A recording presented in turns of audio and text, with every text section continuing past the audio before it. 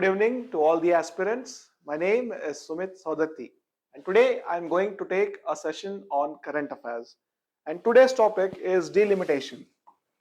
Many of you must be aware that this issue has been doing a lot of rounds in our national debate, as well as grabbed many headlines in our national newspapers, right? So this is an important topic from our exams point of view. So let us deep dive into the subject.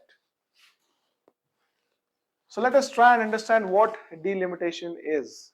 Delimitation is a process where the number of seats in the Lok Sabha are allocated to the respective states, and it also includes redrawing of the territorial constituencies, as well as it fixes the number of seats. It determines the number of seats to be reserved for the SCs, the STs, as well as the women section.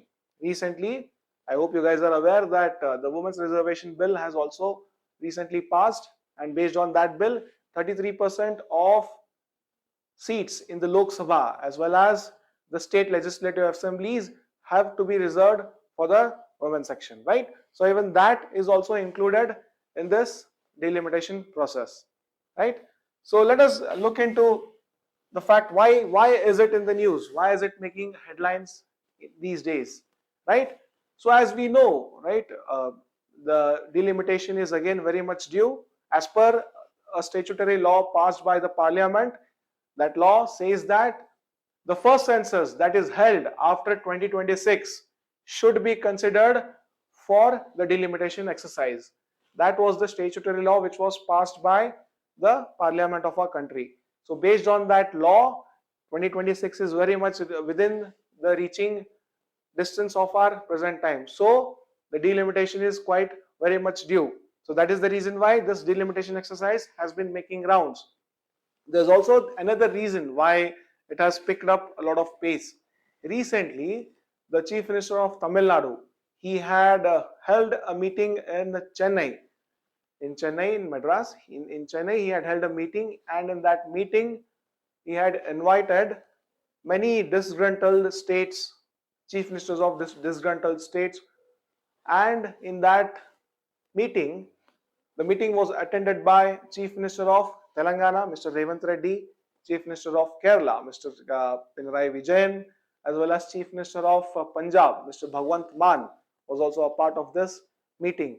Along with all these chief ministers, it was also attended by the Deputy Chief Minister of Karnataka, Mr. Shiv Kumar, DK Shiv Kumar. All these political representatives of respective states, they have unanimously passed a resolution saying that delimitation should not be done in our country. This is what they have passed recently. Now, this is the reason why, right? This is the reason why delimitation has been making a lot of rounds in our national debates. Right? Now, since we have understood why it is in the news, let us look into its history. So delimitation exercise, it is generally undertaken by a delimitation commission. We'll talk about this delimitation commission in the further slides. But right now, let us talk about the history of delimitation. The delimitation, earlier it has been carried out in our country for the 4 times. Since our independence, the delimitation exercise has been carried out for 4 times. When was it carried out? It was carried out for the first time in the year 1952. Then after that, it had continued again in the year 1962. And after that, in the year 1972 as well.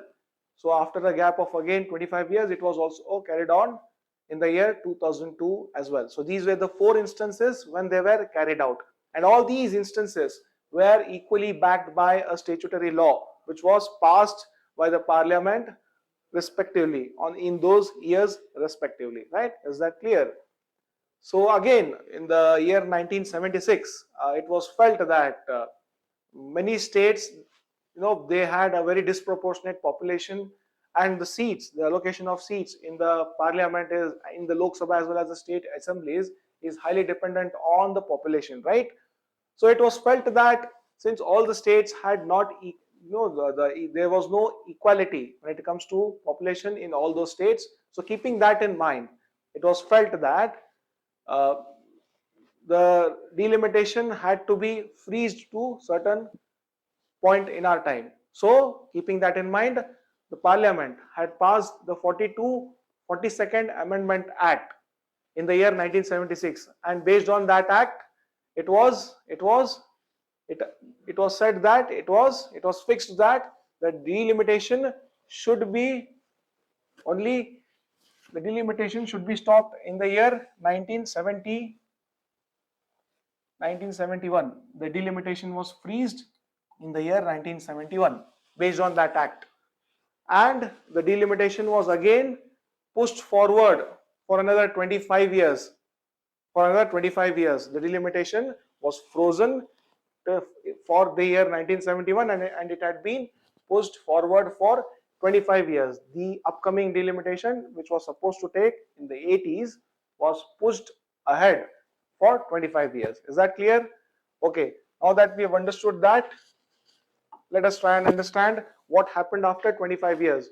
So from 1976 to 2001, that is 25 years. There's a gap of 25 years. Again, the matter was looked into, and since there again it was felt that since the population of different states had not stabilized and it was not aligned with each other, so again it was felt that the delimitation exercise needs to be pushed again ahead for another 25 years. So again it was done as per the 84th Amendment Act in the year 2001. Based on this act, the delimitation was again pushed further for 25 years. So based on this act, it is supposed to take place in the year 2026. Is that clear?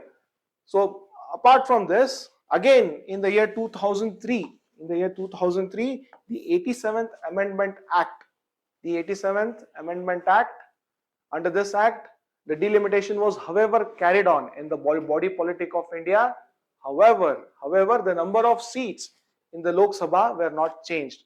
The only thing which had been carried out in that process was the redrawing of the territorial constituencies. Is that understood? Oh, fine. Let us now move to the other slide. Okay, this slide is about the constitutional provisions. What constitutional provisions back these exercise of limitation? As it is known, Article 82. This Article 82 states that delimitation exercise have to be conducted for the allotment of seats, number of seats in Lok Sabha to the states. This has to be carried out after each and every census. This is what Article 82 says. Then there is another article, that is Article 170. This article says that delimitation should also be carried on for the respective state assemblies, right? These are the two articles which back the delimitation of our constituencies. Now, since we have finished that, let us look into the Delimitation Commission. So, who are the members of this Delimitation Commission? This Delimitation Commission is headed by a retired or a working Supreme Court judge. He is the chairperson, and then the second in command would be the Chief Election Commissioner of our India, right? Whoever heads the Election Commission of India, he is the Chief Minister, and this Chief Election Commissioner, and this Chief Election Commissioner is a part of this Election Commission. So apart from these two, respective state election commissioners are also invited to be a part of this commission. Whenever the concerned state is due for delimitation, at that time, then these state election commissioners are also invited to be a part of this commission. Now, what is the function of these chief election, this delimitation commission? The primary aim of this delimitation commission is to redraw the territorial boundaries. That is point number one. Point number two relates to the allocation of seats in the Lok Sabha to the respective states fairly, right? In order to carrying out these both objectives, the Delimitation Commission also invites political parties and many stakeholders who are affected by the decisions of Delimitation Commission, right? This is what they do. They hold one-on-one meetings with respective political parties as well as many stakeholders who are involved in the process. So now let us look at the other aspect of this issue. The decisions which are given by the Delimitation Commission are not challenged in a court of law. This is what the Article 329 of our Constitution says. The decisions which are coming out of Delimitation Commission cannot be challenged in any court of law. This is what Article 329 says. But however, last year in the year 2024, there was this case called as Kishore Chandra Chagganlal Rathod case.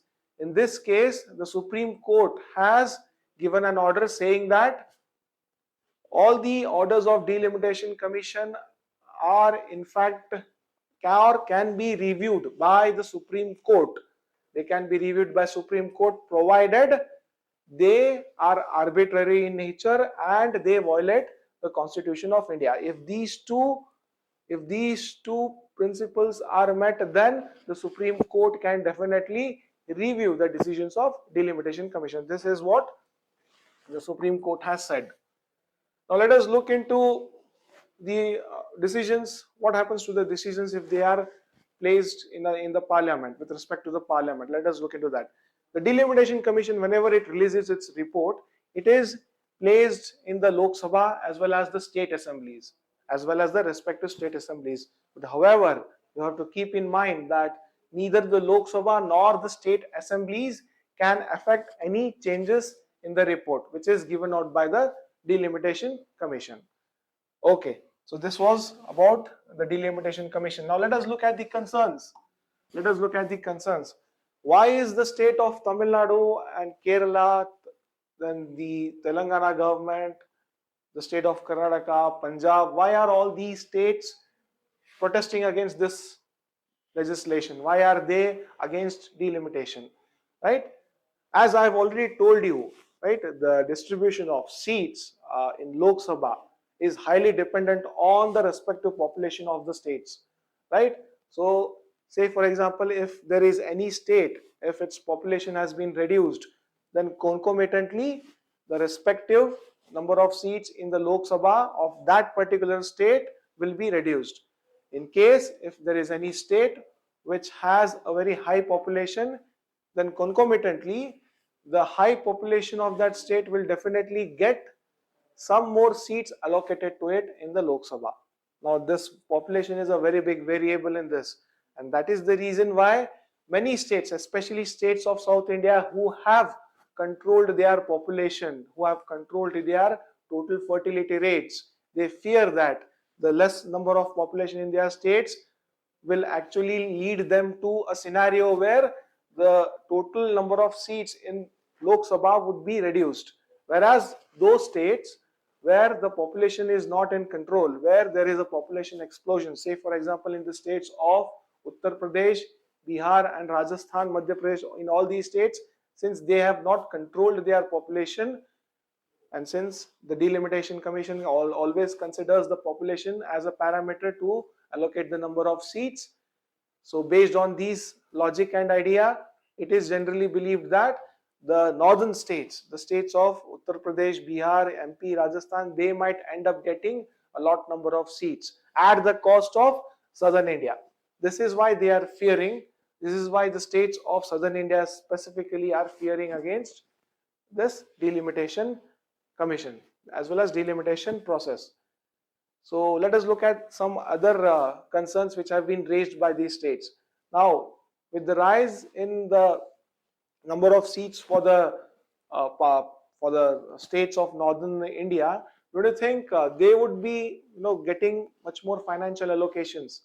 And the states in which the seats have been reduced, they will face a very reduction in their financial allocation. This is quite the possibility, right? This is quite the possibility. From the financial angle, one can say that the states with many number of seats in the Lok Sabha will end up getting a higher financial outlay, whereas those states which have lost the number of seats, they will get a reduced financial outlay. So this is with respect to the financial angle.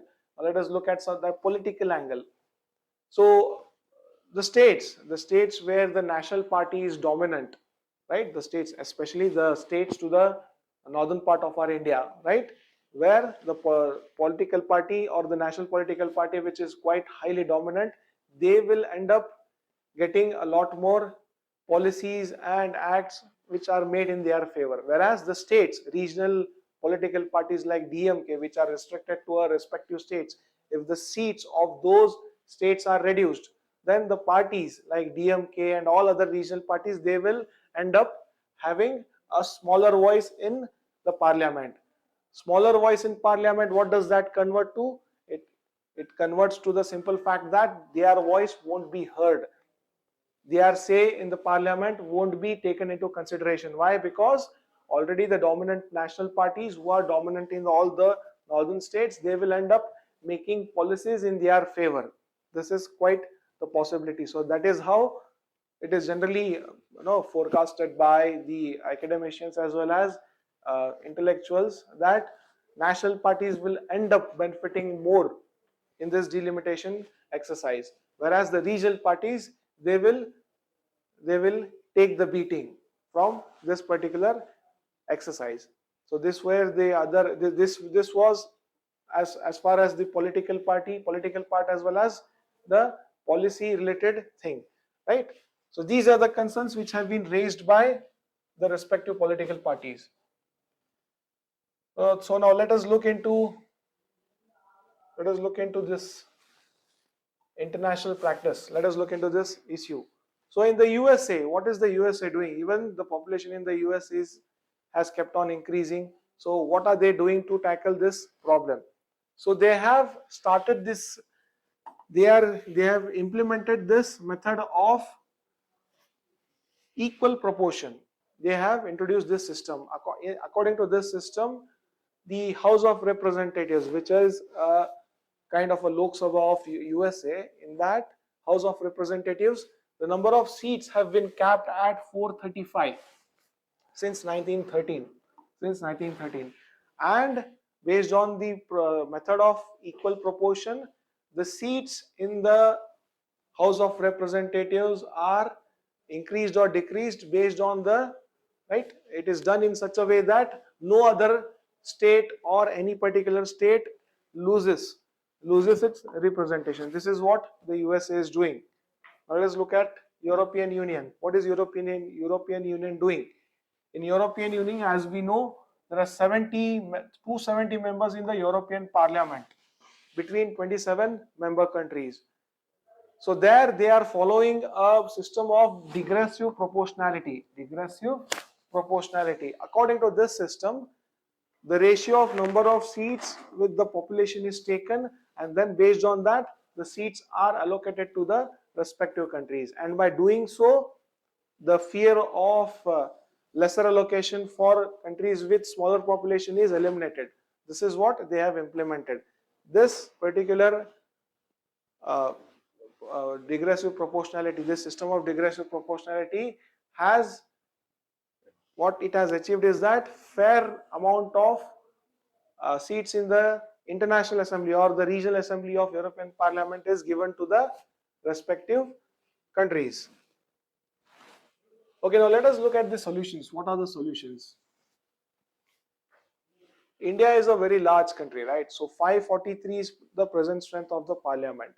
So this present strength of parliament doesn't justify the total number of the very high population of our country, right?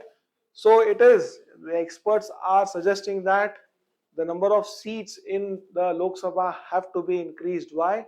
So that people of different sections can have a better representation in our Lok Sabha. So it is in the fitness of things that the number of seats in the Lok Sabha are increased to reflect the aspirations and voices of our own countrymen. This is point number one. The point number two, the Delimitation Commission in the past, it is only looking at population as a parameter. If we take population as a parameter to allocate the number of seats to the states, then I think it will be more like doing injustice. So apart from that, what the Delimitation Commission can consider is that apart from looking at population, it can also look at population density, right? allocating seats based on the population density will ensure a much fairer distribution of seats. This scheme is already under implementation in India, and this has been implemented for the states of Northeast. Right? If population density is also included in the allocation of seats, then I think it will end up giving a much fairer representation of states in the parliament or the Lok Sabha. So apart from that, what many intellectuals and academicians are suggesting is that instead of looking at population and population density alone, it is in the fitness of things if population density, as well as demographic performance, along with it good governance, all these parameters are included by the Delimitation Commission in order to decide the allocation of seats to the respective states. This is what many people are suggesting, and this, as I've been telling you, might give you some fairer allocation of seats to the respective states, and many concerns which have been raised by smaller states or the states who are going to lose the number of seats in the Lok Sabha, they might be somewhat pampered by this solution which has been provided. Right? Okay, so this ends the session. Now let us look into some questions, the model questions. Right? This question was asked in UPSC 2012 with reference to the Delimitation Commission. Consider the following statements. Statement number 1, the orders of Delimitation Commission cannot be challenged in a court of law. This is statement number 1. Statement number 2, when the orders of Delimitation Commission are laid before the Lok Sabha or the State Legislative Assembly, they cannot affect any modification in the orders. This is point number 2. The point number 1, as I already told you, the Kishore Chandra Chhaggan Lal Rathod case, in that the Supreme Court has opined or passed an order saying that the Delimitation Commission's decisions can be reviewed if they are arbitrary and they violate the principles of our constitution. So based on that law, we can say that option 1 is wrong. The second one is right, because as I've already told you in the previous slides, the decision of Delimitation Commission can only be placed before the Lok Sabha as well as state legislative assemblies, but they cannot affect any changes or modifications in the order. So based on that, option B would be the correct answer. So option B is the correct answer because statement 2 alone is correct. Now let us look into some mains and essay type questions. The first one is related to the mains. Critically examine the issue of delimitation in India and its implication on the polity of India. I think if you have gone through my previous slides, I think you will be easily able to answer this question. Now let us look at this mains type essay type question. Delimitation is an epoch-defining movement in the Indian polity with respect to polity, demography and geography of India. So I have given you all the tools to answer this essay. So it's my request that you please try and practice writing an essay on this. This will definitely help you understand the issue in a much clearer and better way. So this ends my session. Thank you so much for being a part of this classic education channel. Thank you so much.